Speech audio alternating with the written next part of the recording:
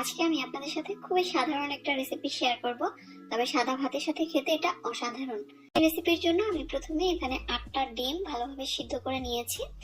এবার ডিমগুলো খোসা ছাড়িয়ে নেওয়ার পরে আমি হালকা একটু নাইফের সাহায্যে চিড়ে নিচ্ছি। মধ্যে আমি সামান্য একটু লবণ, সামান্য একটু হলুদ আর সামান্য একটু মরিচের গুঁড়া দিয়ে মেখে নিব। চুলায় আমি একটা হাঁড়ি বসিয়ে দিয়েছি। প্রথমেই এর মধ্যে আমি দিয়ে দিচ্ছি 2 টেবিল চামচ পরিমাণ রান্নার রেগুলার তেল। খুব বেশি শক্ত করে ভাজতে যাবেন না, জাস্ট একটু হালকা ব্রাউনিশ কালার আসলেই তুলে নিতে হবে। তো ডিমগুলো ভেজে নেওয়া হয়ে গিয়েছে, এবার এগুলোকে আমি তুলে নিচ্ছি। আর ওই একই হাঁড়িতে আমি আরো 1/4 কাপ পরিমাণ রান্নার রেগুলার তেল দিয়ে দিলাম। এখন দিয়ে দিচ্ছি এর মধ্যে আমি আধা কাপ পরিমাণ পেঁয়াজ কুচি। এবার পেঁয়াজটা হালকা একটু লালচে হয়ে আসা পর্যন্ত ভেজে নিব। একটু পানি দিয়ে দিচ্ছি।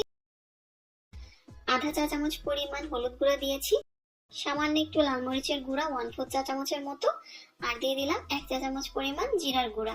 সাথে দিচ্ছি স্বাদ মতো কিছুটা লবণ। এবার মশলাটা খুব ভালোভাবে কষিয়ে নিব তেলটা উপরে উঠে আসা পর্যন্ত। বেশ কিছু কাঁচামরিচ ফালি দিয়ে দিচ্ছি, সাথে দিচ্ছি একটা টমেটো ছোট টুকরো করে কাটা। আজকের রেসিপির জন্য আমি এরকম মাঝারি সাইজের 6টা আলু কেটে নিয়েছি। আমি এটা রান্নায় ব্যবহার করব। তো আমি কেটে রাখা আলুগুলো দিয়ে দিলাম।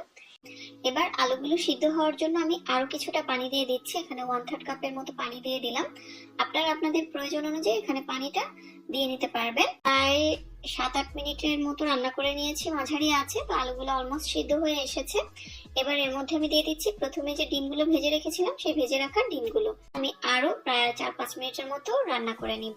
নামানোর জাস্ট এক মুহূর্তে আমি কিছুটা ধনিয়া পাতা কুচি ছড়িয়ে দিলাম। আলুগুলো অলরেডি সিদ্ধ হয়ে গিয়েছে, একদম নরম করে সিদ্ধ করার কিছুই নেই। জাস্ট সিদ্ধ হয়ে গেলে একটু মাখো মাখো যখন থাকবে, ওই পর্যায়ে বুঝতে হবে যে রান্নাটা হয়ে গিয়েছে।